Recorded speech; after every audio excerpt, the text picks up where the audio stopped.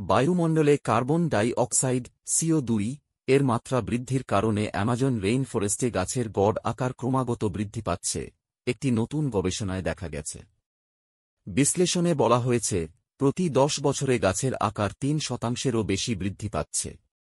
অ্যামাজনিয়া জুড়ে গাছের আকার বৃদ্ধি, এই গবেষণাটি 25 সেপ্টেম্বর নেচার প্ল্যান্টস জার্নালে প্রকাশিত হয়েছিল। এটি বিশ্বের 60টিরও বেশি বিশ্ববিদ্যালয়ের প্রায় 100 জন বিজ্ঞানীটিস্টের একটি দল দ্বারা বহন করা হয়েছিল। গবেষণায় কি বলা হয়েছে?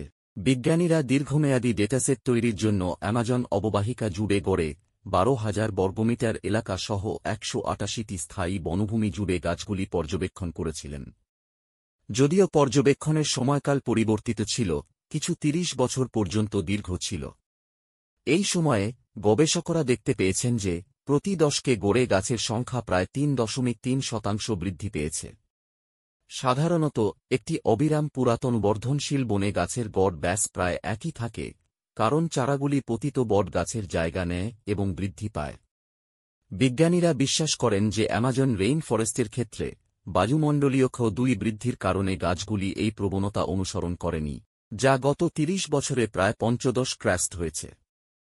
কার্বন ফার্টিলাইজেশন এফেক্ট নামে পরিচিত একটি ঘটনার কারণে CO2 এর মাত্রা বৃদ্ধি গাছের বৃদ্ধিকে উপকৃত করতে পারে। বায়ুমণ্ডলে আরও CO2 সালোক সংশ্লেষণের হার বৃদ্ধি করে, যার ফলে কিছু উদ্ভিদে ক্রিজ বৃদ্ধি